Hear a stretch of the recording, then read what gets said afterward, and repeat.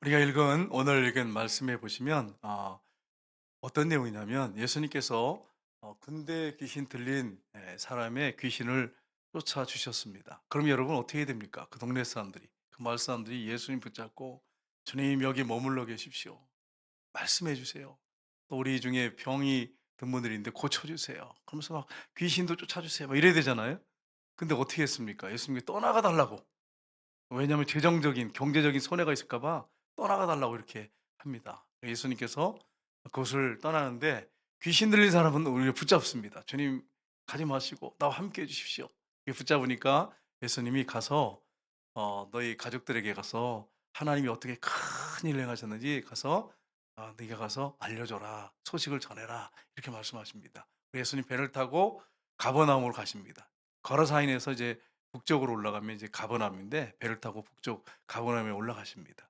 네, 거기 갔을 때 회당장 야이로라고 하는 사람이 무남동녀 외딸이 죽어가고 있었습니다. 예수님께 와서 "예수님, 내 딸이 지금 죽어가고 있습니다. 고쳐주세요." 이렇게 사정하면서 예수님이 그 회당장의 말을 듣고 그 집을 향해서 가는 그런 내용까지가 오늘 본문의 내용입니다. 오늘 이 말씀을 통해서 우리가 세상 속에서 또 우리 가정 속에서 우리가 어떻게 살아야 할 것인가 하는 부분을 함께 우리가 살펴보기 원합니다. 첫 번째는 뭐냐면 주님과 한 영혼을 물질보다 더 사랑해야 합니다. 우리 예수님의 마음은 한 영혼에 있었습니다. 한 영혼을 너무 사랑하셨어요. 그러니까 목회자나 우리 장로님이나 우리 교회 중직자들이 항상 염두에 둘 게 우리의 마음이 변질돼 가지고 한 영혼을 향한 사랑의 마음을 잃어버리진 않나, 이 부분을 항상 염두에 두셔야 합니다. 교회 사이즈가 크고 교회를 크게 짓고 건물 짓고 막 이렇게 하다 보면 돈이 많아지고 경제적으로 뭐 여유 있는 사람들이 많이 들어오고 재정이 넉넉하고 그러면 교회에 거의 다 그래, 거의 다. 제가 이게 쭉 보면 거의 다 그래요. 한 영혼에 대한 소중함을 잃어버려요. 이게 정말 심각한 일입니다.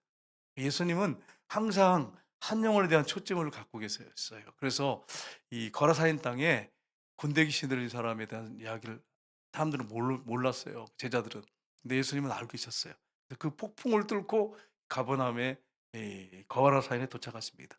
거라사인에 도착했을 때 이 군대 귀신 들린 사람이 예수님께 달려옵니다. 와 가지고 소리를 지르면서 "하나님의 아들이여, 왜 때가 되지 않은데 오셨습니까?" 그렇게 하면서 예수님께 자기의 어떤 알고 있는 예수님에 대한 지식에 대한 고백을 합니다. 근데 예수님께서 여기 나오라고 하니까 마을에서 떠나가게 하지 말라고, 저기 돼지들이 있는데 돼지에게 들어가게 해 달라고 그렇게 해서 예수님께서 그것을 허락하니까 돼지에게 들어갔어요, 귀신들이. 2천 마리가, 그냥 여러분 2천 마리가 작은 숫자가 아니에요, 여러분. 2천 마리가 얼마나 큰데요.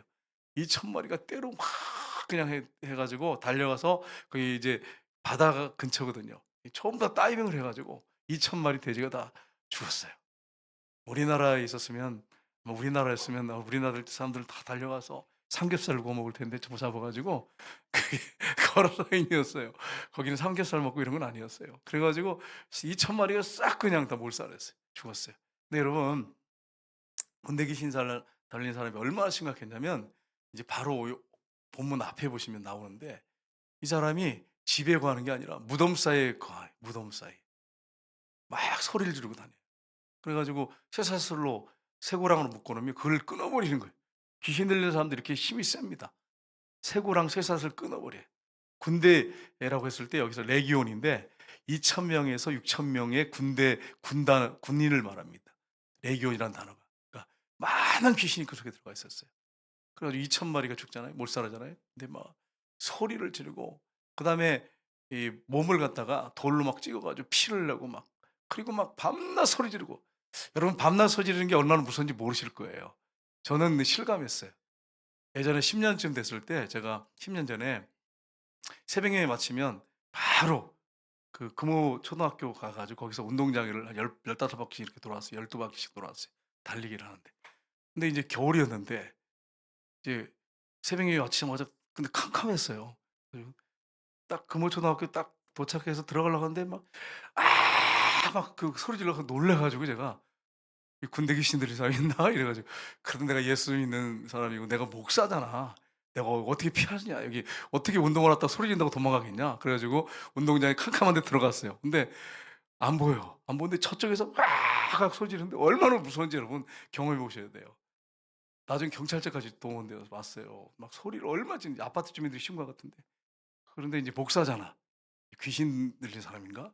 왜 저렇게 소리를 지르지? 막 악을 막 동네가 떠나가도록 소리를 막 소리 지르는데. 그래 가지고 인제 저쪽 보니까 금호초등학교에 이렇게 모래가 있고 이렇게 하는 데가 있거든요. 이 철봉 있고. 그쪽에서 컴컴한 데 소 지르는 것 같아요. 그래서 한 바퀴 돌아야 되잖아. 안 돌 수가 없잖아. 그래 자존심이 있지. 목사의 자존심이 있지. 그 돌았어요. 돌았는데 갑자기 이 사람이 나한테 딱 달라붙더니 "군인이세요?" 이러는 거예요. "아 군인 아니라." 그랬더니 왜 이렇게 소리를 지르세요?" 그러니까 내가 직장에서 너무나 억울한 일을 당해 못 참아 가지고 나와서 소리를 지른다는 거야. 근데 막 으악 소리를 지르는데 그 경찰들이 막 오더라고요. 그러니까 이 사람이 순식간에 어디로 갔어요. 그 경찰들이 저보고 "그 사람 못 봤냐."고 소리 지르는 사람 못 봤냐고. "못 봤다." 없어요. 어디로 갔는지. 도망을 갔어요 그 사람이. 그러니까 이 귀신 들린 사람이 여러분 새벽에 밤에 한번 소리 지른다고 생각해 보세요. 동네 사람들이 그 앞에 지나갈 수 있겠어요? 예 너무 살벌하지. 처음에는 저는 군대 귀신 들린 사람인 줄 알았어요. 근데 그래도 내가 목사니까 예수님이 내 안에 계시니까 예 근데 귀신 들린 사람 무서워하랴 그러고 뛰었거든요 제가. 근데 떠가서 "군인이세요?" 그러는데 얼마나 무서운지 머리 손이 머리 컴컴한데 제 머리 팍 쓰더라고요. 그 정도로 여러분 소리 지르는 게 무서운 거예요 여러분. 근데 밤낮 소리 지르니까 성경에 나오잖아요. 밤낮 소리 지르니까 얼마나 무섭겠어요. 군대 귀신 들이니까 이렇게 된 거죠. 그 사람은 아마 이 직장이 너무 억울하니까 이게 안 풀리니까 그 캄캄한 데 구석에 가 가지고 그 소리 지르다가 그 귀신 들어가면 어떻게 해요 그거 지금 그죠? 여러분 그렇게 소리를 지르더라고 막 악을 쓰면서. 여러분 이렇게 무서운 사람, 동네 사람들을 다 배척하고 동네 사람들이 가까이 가지 않는 이 사람, 이 사람을 그 한 영혼을 사랑하셔서 예수님이 폭풍을 뚫고 오신 것입니다. 오셔 가지고 돼지에게 들어가라고 허락하셔서 그 귀신들이 다 나가서 돼지 2천 마리가 다 몰살했어요. 싹 죽었어요. 여러분 오늘 이렇게 주님께서 큰일을 행하셨어요. 영혼을 사랑하셨어. 그러면 여러분 동네 사람들이 예수님을 잘 대접해야지. 극진히 대접해야지. 근데 여러분 성경이 어떻게 되어 있습니까? 16절 한번 볼까요? 16절 말씀 같이 읽겠습니다. 위에 귀신 들렸던 자가 당한 것과 돼지의 일을 본 자들이 그들에게 알림해. 아멘. 이 사실을 다 알렸어요. 그랬더니 또 그다음 절에 보면 뭐라고 되냐면 사람들이 떠나가 달라고 제발. 알렸더니 동네 사람들이 알렸으면 모여 가지고 잔치하고 해야 되잖아요. 예수님 오셨으니까. 떠나가 달라고 막 제발 떠나가 달라고 그렇게 사정을 했어요. 여러분 왜 떠나가 달라고 그렇게 사정을 하죠, 여러분? 돈 때문입니다. 2천 마리 가격을 계산해 보니까 이게 한 우리나라 돈으로 하면 지금 현재 6 억이 넘죠. 이 돈이 아까운 거예요, 경제적인 손실이. 혹시 여러분 중에 정말 주님을 사랑한다고 하지만 진짜 이게 여러분 들어가면 본질로 들어가면 주님보다 돈을 더 사랑하는 사람이 있을 수 있어요. 그게 여러분이 될 수 있고 제가 될 수 있어요. 여러분 항상 나는 정말 주님을 돈보다 더 사랑하는지 늘 점검하시기를 주님으로 축복합니다. 오늘 저기 앞에 찬양할 때 막 춤추면서 우리 했잖아요. 밭에 감추인 보화를 발견했을 때 어떻게 한다고요? 산 팔고 논 팔고 집 팔아. 여러분 예수님 만나서 정말 행복해 가지고 산 팔고 집 팔고 돈 팔고 여러분 논 팔고 하시겠어요 여러분?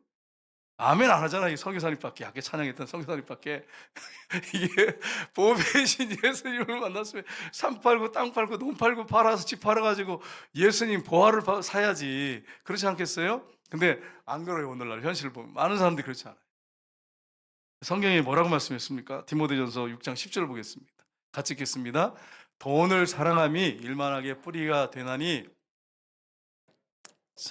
유혹을 받아 믿음에서 떠나 많은 근심으로 자기를 찔렀도다." 아멘. 돈을 사랑함이 일만하게 뿌리가 된다 이렇게 했어요. 일만하게 뿌리. 돈이 죄다 이거 아니에요. 여러분 오해하시면 안 돼. 우리 믿는 사람들은 돈을 멀리하고 막 황금을 돌같이 여겨라 막 그러는 게 아니에요. 여러분 오해하시면 안 돼. 돈은 선도 아니고 악도 아니에요.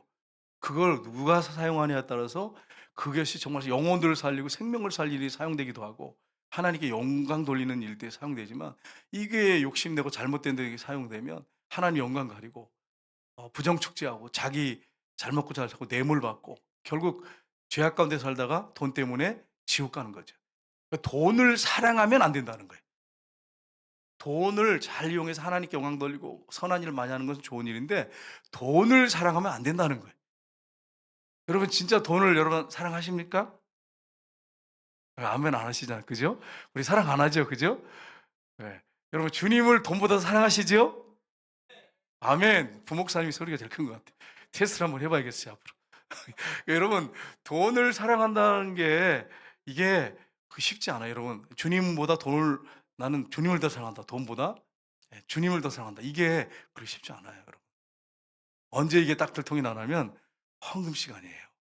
헌금할 때 딱 되면 이게 뒤지는데 이쪽에 5만 원짜리가 있었지. 그러면 이제 이쪽에 만 원짜리가 있단 말이에요. 그러면 이쪽으로 들어가요, 이쪽으로. 그러면 만 원을 한단 말이에요. 봐요, 이게 보세요. 이게 딱 나오잖아, 이게 나오잖아. 저는 하나님 앞에 그랬거든요. 이제 학교 다닐 때 주님 네, 그런 기도를 하지 말아야 되는데 주님 지갑에 있는 거 다 털어서 내가 예배드릴 때마다 다 내겠습니다. 그렇게 했어요. 그래 가지고 채플이 되잖아요. 예배드리잖아요. 그러면 이제 지갑 열어서 다 털어서 내야 돼. 처음에는 한두 번은 되겠더라고. 근데 계속 그러려니까 채플마다 이게 심적으로 얼마나 부담되는지 몰라. 그러면서 제가 느꼈던 게 '아 주님을 더 사랑한다고 하는 게 이렇게 쉬운 게 아니구나.' 여러분 지갑도 여러분 세례를 받으셔야 돼. 세례 안 받은 사람 많습니다. 주님보다 돈을 더 사랑하는 사람 많습니다. 여러분 우리 일남자들은 그런 분 한 분도 없으시죠? 아멘을 안 하시는 건 좀 불안한데 눈빛을 보니까 긴 것 같고 그래서 주님을 더 사랑하시길 주님으로 축복합니다. 정말 주님을 더 사랑하셔야 돼. 돈을 사랑하면 일만하게 뿌리래요. 이 돈 사랑하면 돈 때문에 근심으로 찔러서 고통 가운데 살다가 죽어요, 여러분. 사랑하면 안 된단 말이에요. 돈 많이 버세요. 열심히 버셔서 선한 일 많이 하세요. 그러나 돈은 사랑하지 마세요. 이걸 여러분 잊지 마시기를 주님으로 축복합니다. 여러분 제가 어떤 분을 만났는데 이분이 교회를 안 다녀요. 그래서 "왜 안 다니냐?" 그러니까 돈 내는 게 헌금 내는 게 아까워서 못 나간다는 거예요. 돈 헌금 내는 게 아까워서. 진짜 있어요. 돈 내는 게 헌금. 그러면서 자기가 이렇게 헌금을 낸 걸 제가 봐도 많이 낸 것 같지도 않아. 그렇게 인색한 사람이 무슨 얼마나 했겠어요. 근데 자기가 1년 이렇게 생각해 보니까 그 돈이 꽤 되는가 봐. 한번 그 생각해 보면 그래도 되지 않겠어요? 만 원씩이 낸다고 해도? 그러니까 그게 자기는 뭐 돈 때문에 교회 아깝다 그러면서 그런 사람이 있어요. 교회 다니는 집사님이 이것도. 이런 분을 여러분 집사님이라고 해야 돼요? 잡사님이라고 그래야 돼요? 잡사님이셔요, 잡사님. 우리가 그분을 정죄하고 욕할 건 아니에요. 왜냐하면 우리도 싹 들어가 보세요. 깊이 내면 들어가 보시면 우리도 그런 게 있잖아, 한쪽에. 그러니까 그분을 정죄할 건 아니에요. 그러나 정말 돈을 사랑하는 사람이 있어요. 그렇게 교회를 열심히 다니셨는데 주님보다 돈을 더 사랑해요. 우리는 주님을 더 사랑하셔야 합니다. 그리고 한 영혼을 더 사랑하셔야 돼요. 성경에 뭐라고 말씀했어요? 누가복음 15장 7절 보겠습니다. 같이 읽겠습니다. 내가 너희에게 이르노니 이와 같이 죄인 한 사람이 회개하면 하늘에서는 회개할 것 없는 의인 99으로 말미암아 기뻐하는 것보다 더하리라. 아멘. 여러분 한 영혼을 하나님이 얼마나 소중하게 여는지 하늘에서는 회개할 것 없는 의인 99보다 한 사람이 회개하고 돌아오면 기뻐하신대요. 기뻐하신대. 그래서 우리가 한 영혼을 정말 사랑하셔야 돼요. 한 영혼을 귀하게 여겨야 돼요. 여러분 하늘과 땅을 다 팔아도 한 영혼하고 어떻게 그 목숨하고 바꿀 수 있겠어요? 얼마나 목숨이 우리 생명이 소중합니까? 여러분과 제가 얼마나 소중한 사람입니까? 한 영혼 한 영혼을 소중하게 생각하셔야 됩니다. 그런데 어떤 교회에서 얘기 들었는데 전도잔치를 했어요. 돈을 좀 많이 들였어요.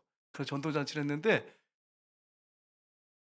많이 왔어요. 왔는데 남은 사람이 몇 명 안 돼. 몇 주 지나고 나니까. 그러니까 원망불평하면서 돈을 이렇게 들여 가지고 꼭 이렇게 해야 되는 거냐고 막 원망불평한데 여러분 이게 맞는 겁니까? 틀린 겁니까?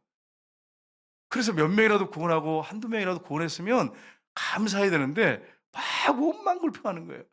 여러분 실용주의가 요즘 정치인들을 보면 대통령도 좀 조심하셔야 되는데 실용주의 노선을 따라가는 거예요. 실용주의는 성경과 완전히 반대입니다. 그걸 여러분 분명히 아셔야 합니다.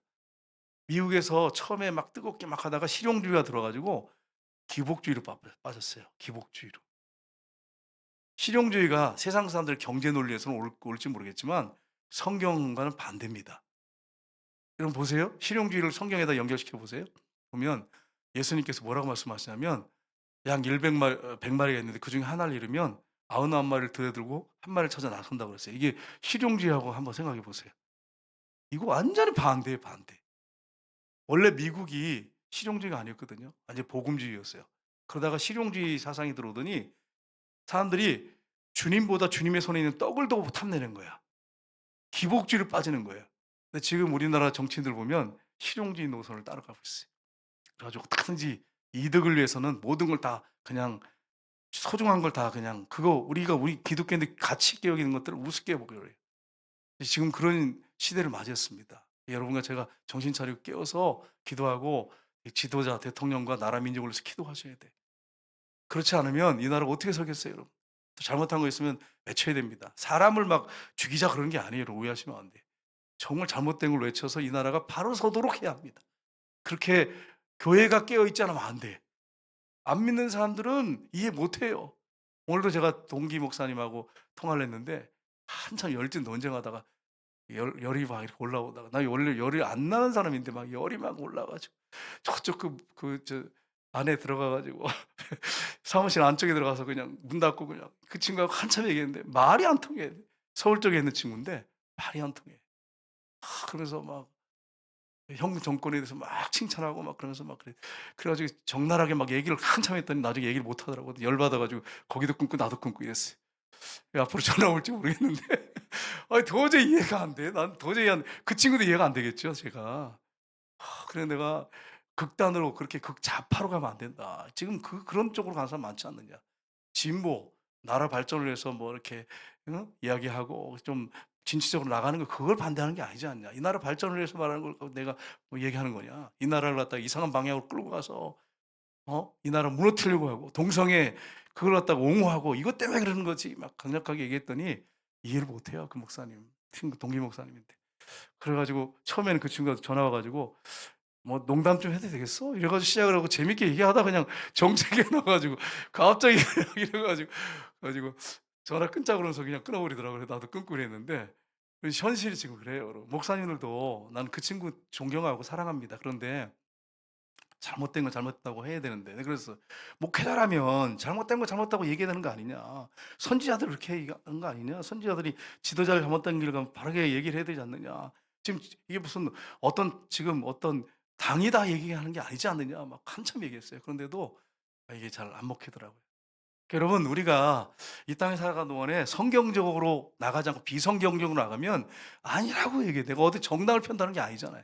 정당을 내가 편들어 버리면 문제가 되지만 그게 아니고 성경적으로 뭐가 잘못됐는지 얘기한 건 얘기해야 되잖아요. 그런데 그렇게 생각을 안 하는 거예요. 한 영혼을 소중하게 여겨야 됩니다. 여겨야 되는데 그러나 여러분 우리가 진리 가운데서 이 모든 것들이 이루어져야 하죠. 말씀 가운데서. 하나님 말씀에서 벗어나면 안 되는 겁니다. 이걸 여러분 기억하시기를 주님의 이름으로 축복합니다. 두 번째로 가족권을 위해서 기도와 전도에 우리가 힘써야 합니다. 군대 귀신 나간 사람이 예수님과 함께 있고 따르기를 원했지만 예수님께서는 그렇게 말씀하지 않으셨습니다. 같이 있겠다고 말씀하지 않으셨습니다. 19절 20절 한번 볼까요? 같이 있겠습니다. 허락하지 아니하시고 그에게 이르시되 집으로 돌아가 주께서 내게 어떻게 큰 일 행하사 너를 불쌍히 여기신 것을 내 가족에게 알리라 하시니 그가 가서 예수께서 자기에게 어떻게 큰 일을 행하셨는지를 대가볼리에 전파하니 모든 사람이 놀랍게 여기더라. 아멘. 예수님과 함께 있기를 청했지만 예수님께서는 가족에게 가서 알려라. 가서 이 사실을 알려라. 그렇게 했습니다. 그래서 그가 가가지고 가족뿐 아니라 대가볼리에 막 전파해서 많은 사람들이 깜짝 놀랐습니다. 왜냐면 이 사람에 대한 다 알고 있었거든요. 그 지역 사람들은 막 소리를 지르고 막 개성 지르고 막 몸을 돌로 쳐가지고 피를 내고 막 그리고 그 동네 사람들이 그 지역 사람들이 그 근처 가지도 못해서 하도 무서워가지고 그런데 주님이 이렇게 고쳐주신 거예요. 여러분 그렇습니다. 오늘날도 주님께서 이렇게 역사하시고 가족들 구원하기를 원하십니다. 일가 친척들 또 우리가 아는 사람들 지인들 구원하기를 주님이 원하신다고 하는 것입니다. 여러분 가정은 하나님께서 구원하기 위해서 묶어주신 공동체입니다. 이걸 여러분 아셔야 돼요. 여러분 사도 바울이 빌립보 지역에 갔을 때 루디아라고 하는 여자를 만났습니다. 루디아를 여자를 만나가지고 복음을 전하죠. 사도행전 16장 15절 보시면 같이 읽겠습니다. 그와 그 집이 다 제를 받고 우리에게 청하 이르되 만일 나를 주 믿는 자로 알거든 내 집에 들어와 유하라 하고 강권하여 머물게 하니라. 아멘. 여러분 복음을 전했더니 예수님이 그 마음을 열어가지고 믿게 하셨어요. 그래서 나를 주 믿는 자로 여긴다면 우리 집에 들어와서 유하라. 이렇게 강권해서 그 집에 머무르게 되고 그 집이 교회가 됐습니다. 그 집 사람들이 다 세를 받았습니다. 여러분 하나님께서 가족 단위로 구원하기를 기뻐하시는 분이십니다. 그래서 여러분 여기 우리 저기 많은 장로님, 권사님, 집사님들 계시지만 처음에 한 사람이 가정에서 딱 믿으면 그분을 통해서 가족들이 다 하나둘 친척들이 예수 믿고 돌아오잖아요. 주님이 그렇게 하기를 원하신다고 하는 것입니다. 그다음에 이제 빌립보에서 어떤 일이 있었습니까? 귀신 들린 여종의 귀신을 쫓아줬어요. 그랬더니 그 이제 수입이 떨어졌잖아요. 점쟁이 점을 봤는데 돈을 못 벌잖아요. 귀신 나가 버리니까. 그래 주인들이 이 바울과 실라를 고소해 가지고 매를 많이 맞고 피투성이가 되고 바울과 실라가 감옥에 들어갑니다. 그래 가지고 거기서 그 감옥 가운데서 하나님을 막 찬송하고 막 기도하는데 성 하나님이 역사하셔 가지고 막 옥문이 막 이렇게 지진이 나고 손에 묶였던 게 다 풀려지고 감옥 문들이 다 열려졌습니다. 그랬더니 간수가 들어와서 자결하려고 그러니까 뭐라고 합니까? 바울 사도가 자결하지 말라고. 내가 여기 있다고. 그랬더니 선생님들이 우리가 어떻게 하리까? 주 예수를 믿으라. 그리하면 너와 내 집이 구원을 받으리라. 여러분 그래서 사도행전은 16장 31절 보세요. 같이 읽겠습니다. 이르되 주 예수를 믿으라. 그리하면 너와 내 집이 구원을 받으리라 하고 너만 구원받는 게 아니라 너와 내 집이 구원받을 것이다. 그리고 16장 33절 34절 보겠습니다. 같이 읽겠습니다. 그 밤 그 시각에 간수가 그들을 데려다가 그 맞은 자를 씻어주고 자기와 그 온 가족이 다 세례를 받은 후 그들을 데리고 자기 집에 올라가서 음식을 차려주고 그와 온 집이 하나님을 믿음으로 크게 기뻐하니라. 아멘. 여러분 간수가 내가 어떻게 하면 구원받을 수 있습니까? 이렇게 했을 때 자기 구원 문제를 얘기했거든요. 근데 주 예수를 믿으라. 그러면 너와 내 집이 구원을 받을 것이다. 그리고 그 가족들이 다 예수님을 믿어서 복음을 듣고 예수 믿고 세례받고 그래서 온 가정이 예수 믿고 크게 기뻐하는 역사가 있었습니다. 여러분 여기 있는 모든 분들의 가정에 이런 역사가 이번 명절 기간에 있으시기를 주님으로 축복합니다. 여러분 명절 기간에 제발 논쟁하지 마세요. 정치 얘기했다가 또 이제 붙어가지고 전도 못하고 또 여러분 지혜롭게 하셔야 돼요. 지혜롭게. 예, 들어주세요. 들어주시고 싸우지 말고 팩트만 이렇게 살짝 이렇게 얘기해 주세요. 팩트만 사실만 얘기해 주고 이렇다. 그러고서 너 예수 믿고 천국 가야 되지 않느냐. 그렇게 하면서 이런 복음을 증거하셔야 돼. 제가 5시에 오늘 이제 신방을 이제 갔어요. 김정희 원사님 남편분이 얼마 전부터 이제 교회 나오셨잖아요. 그래 가지고 이제 그분이 이제 하나님 은혜로 몸이 좋아지셔서 주일날마다 이제 와서 예배를 드리시고 하다가 오늘 좀 몸이 안 좋으셔 가지고 이제 예배드리러 갔습니다. 갔는데 예배를 잘 드렸어요. 하나님 은혜죠. 근데 우리 권사님이 지금까지 어떻게 헌신했는지 제가 알고 있잖아요. 제가 구두를 하도 그냥 금식 기도를 하시길래 권사님 구두라도 가져와서 새벽에 와서 놓고 기도하세요. 이래서 하도 애타 가지고 금식을 하니까 남편을 계속 하는데 안 나오니까 400년 제사 지냈으니 이게 귀신이 얼마나 강하겠어요. 여러분. 끊어지겠어요? 그래서 권사님이 새벽마다가 이 구두를 갖다가 저희 신문에 싸 가지고 가방에 갖고 가서 여기 앉아 가지고 앞에 앉아 가지고 그리고 계속 기도를 했어요, 남편을. 3 년을 그렇게 했대요, 3 년을. 그래 가지고 이번에 인제 몇 년 이제 얼마 몇 개월 전에 이제 나오시기 전에 가서 내가 그 얘기를 했어요. "우리 권사님이 얼마나 금식하고." 이런 얘기를 했더니 "왜 남의 허락도 없이 구두를 가지고 왔어요?" 이렇게 그래 가지고 제가 또 하진 않죠 했어요. 그래 가지고 "왜 남의 허락도 없이 구두를 싸 가지고 새벽에 가 가지고 기도를 했냐."고 여기 갖다 놓고 가지고 옆에 놓고도 기도를 했어요. 근데 여러분 하나님께서 때가 딱 되니까 나오게 하시잖아요. 그 400년 만에 제사가 끊어지고 오늘 얘기하시는데 이제 명절이 얼마 안 남았잖아요. 그래서 친척들이 전화가 온대요. 그래 가지고 권사님이 "우리 이번에 제사 안 지냅니다. 제가 예비 인도하고 끝낼 겁니다." 이래요. 그래서 저 "권사님 그러면 제가 명절 때 올까요? 우리 부목사님 보낼까요?" 그랬더니 "아이 목사님 제가 인도할게요. 순서지 있으니까 제가 예배 안 합니다." 이렇게 탁 단호하게 하시더라고요. 여러분 이렇게 끊어지는 게 이게 하루아침에 된 겁니까? 아니에요 여러분. 권사님이 얼마나 눈물 흘리고 기도하고 금식하고 구두를 갖다가 세상에 신문에 싸 가지고 3 년을 갖다 새벽 기도하고 그러니까 하나님이 그 기도를 들으시고 역사하셔 가지고 우리 또 이근태 장로님이 또 새벽마다 가 가지고 목사도 아닌데 우리 저 이근태 장 부목사님 일을 했어요. 새벽마다 또 가 가지고 주일날 또 가 가지고 예배인데 주고 기도하고 그래 가지고 몸이 나았어요. 그래 가지고 주일마다 와 가지고 예배드리고 뒤에 앉아 가지고 또 갈 때는 꼭 인사하시고 또 최근에도 식사까지 하시고 식당에 가서. 근데 오늘 몸이 좀 안 좋으셔 가지고 그래서 예배드리러 간 거예요. 여러분 우리 이창년 선생님을 위해서 여러분 계속 기도하시길 주님으로 축복합니다. 그래서 열심히 신앙생활하다가 지금 연세가 70이 넘어서 서리 집사는 안 돼요. 명예 집사는 된단 말이에요. 명예 집사라도 이렇게 달고 가셔야 되지 않겠어요? 천국에. 그죠? 여러분 기도 많이 하셔야 돼. 여러분 보세요. 그렇게 권사님이 눈물로 몇 년입니까? 지금 거의 50년 가까이 안 하시겠어요? 그렇게 기도하고 기도하고 그러더니 하나님이 이렇게 역사하시잖아요.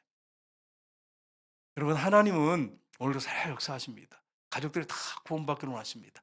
그러니까 여러분 명절 기간 동안에 여러분이 일가 친척들 가족들 기도해 가지고 구원하시기를 주님으로 축복합니다.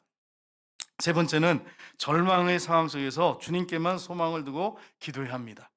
예수님께서 배를 타시고 가버나움에 가셨습니다.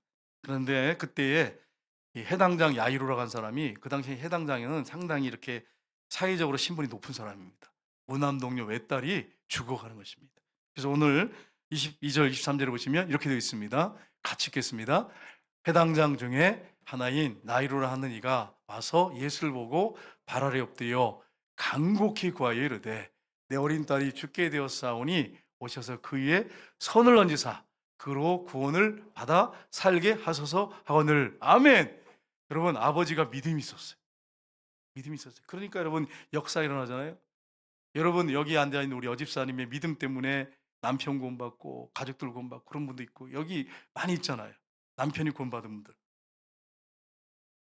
믿음을 보고 역사하십니다. 손을 얹으십시오. 그러면 구원을 받아 살게 하소서. 그렇게 할 거라는 거죠. 이 믿음을 갖고 이렇게 한 것입니다. 오늘 이 저녁에 여러분 기도할 때 믿음으로 기도하시길 주님으로 축복합니다. 오늘 이제 기도할 때 또 기도 제목을 놓고 한 가지 하고 방언 기도로 막 들어갈 텐데 우리 일남전도 식구 중에 방언 못 받으신 분 없으시죠? 다 받으셨어요? 다음에는 꼭 받으시길 바랍니다. 안 받으신 계시면 방언 기도를 막 하실 때 성령에 이끌려서 하기 때문에 혹시라도 우리 못 받으신 분들 하나님의 아들이죠. 근데 왜 전부 방언하네 나만 안 하네 이렇게 하시면 안 돼. 그냥 큰 소리로 기도하시면 돼. 믿음으로 여러분 기도해야 됩니다. 하나님 앞에. 성경에 뭐라고 말씀하냐면 마가복음 5장 36절 41절 보겠습니다. 같이 읽겠습니다. 회당장에게 이르되 두려워하지 말고 믿기만 하라 하시고 그 아이의 손을 잡고 이르시되 달리다고 마시니 번역하면 곧 내가 내게 말하오니 소녀야 일어나라 하심이라. 아멘. 그 집에 갔더니 사람들이 죽었다고 막 그러는 거예요. 딸이 죽었 막 통곡하는 거예요. 근데 뭐라고 합니까? 예수님께서 두려워하지 말고 믿기만 하라. 너 믿음 가지고 왔지 않냐? 믿기만 해라. 그리고서 가셔서 달리달고 하셨습니다. 그랬더니 소녀가 일어나 앉았습니다. 여러분 우리가 이 땅에 살아가는 동안에 절망적인 상황을 많이 닥칩니다. 많이 만나게 돼요.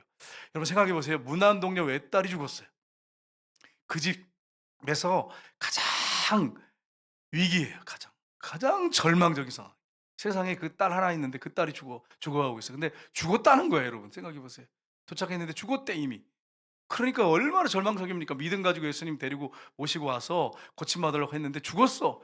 이게 얼마나 절망적입니까? 여러분 중에 지금 기도한 이 시간에 와 계신 분 중에 절망적인 상황에 처한 분 있을 거예요. 정말 가정에 이런 절망이 없어 정말. 여러분 여기 지금 기도 와서 이렇게 함께 기도하려고 오셨지만 제가 모르는 분들 모르지만 있어요. 여러분 있을 겁니다. 아니 절망적이고 야 이제 끝났다. 그리고 정말 한 가닥 소망 가지고 오신 분도 있을지 모르겠어요. 근데 여러분 두려워하지 마세요. 주님 뭐라고 말씀하십니까? 믿기만 해라. 믿기만 해라. 두려워하지 말고 믿기만 해라. 여러분 낙심하지 마세요. 어떤 절망적인 상황에도 절망하고 낙심하지 마시기를 주님으로 축복합니다. 여러분 예수님은 나는 부활이요 생명이니 나를 믿는 자는 죽어도 살겠고 살아서 나를 믿는 자는 영원히 죽지 아니하리라. 그분은 부활의 주님이십니다. 역전의 명수십니다. 기도를 멈추지 마시기를 주님으로 축복합니다. 주님은 역전시킬 때가 반드시 주님께서 기도하시다 보면 주님이 그때를 주십니다. 그때까지 낙심하지 말고 기도하시기를 주님으로 축복합니다. 절망적인 상황이 있어요. 이렇게 세상에 이런 절망이 있습니까? 무남동료 외딸이 죽었어요. 이 가정에 가장 절망적인 상황이 온 것입니다. 그런데 여러분 믿고 나아갔어요. 그랬더니 어떤 일이 일어났습니까? 달리다꼼에서 그 딸을 살려주셨어요. 여러분 중에도 이런 절망적인 상황이 있습니다. 그럼 낙심하지 마세요. 시편에 다윗이 고백했습니다. 42편 11절 보겠습니다. 같이 읽겠습니다. 내 영혼아 내가 어찌하여 낙심하며 어찌하여 내 속에서 불안해하는가. 너는 하나님께 소망을 두라. 나는 그가 나타나 도우심으로 말미암아 내 하나님을 여전히 찬송하리로다. 아멘. 여러분 다윗도 얼마나 절망적인 상황이 많았겠습니까? 근데 아주 최고의 절망적인 상황에 위기에 놓였던 것 같습니다. 그때 그가 자기 자신의 영혼에게 말합니다. 자기 영혼에게 내 영혼아 내가 어찌 낙심하며 어찌하여 내 속에서 불안해하는가? 너는 하나님께 소망을 두라. 나는 그가 나타나 도우심으로 말미암아 내 하나님을 여전히 찬송하리로다. 그가 평소에 실제로 이런 체험을 했단 말이에요. 그런데 또 위기를 당하니까 절망할 수밖에 없고 낙심할 수밖에 없죠. 우리가 믿음이 그래요. 우리 연약해 가지고 은혜로 많은 기적을 체험했는데도 또 어떤 위기를 닥치면 그것 때문에 낙심하고 절망해. 근데 그렇게 하지 말라고 합니다. 왜 그렇습니까? 너는 하나님께 소망을 두라. 그가 나타나 도우심으로 말미암아 내 하나님을 여전히 찬송하리로다. 이 저녁에 여러분과 제가 합심해서 믿음으로 기도하고 나갈 때 우리 하나님이 우리의 모든 어려움과 역경을 극복하고 이길 수 있는 힘과 능력을 덧입혀 주실 것입니다. 세상적인 방법으로는 안 돼. 여러분 계산해 보면 안 되잖아요. 이게 안 되는 게 있더란 말이에요. 이런 절망적인 상황 가운데 딸이 죽어가는데 뭐 계산이 나오겠어요, 여러분? 이거 세상적인 방법 찾았다고 해결될 문제가 아니잖아요. 끝장나는 거잖아요. 그런데 예수님이 그 딸을 살려주셨어요. 우리가 세상적인 방법 찾지 말고 이 저녁에 절망적인 상황 속에서 주님 앞에 간절히 믿고 기도할 때 우리 주님께서 이 저녁에 저와 여러분의 기도를 들으시고 역사하시는 놀라운 은혜를 체험하시기를 주님의 이름으로 축복합니다. 우리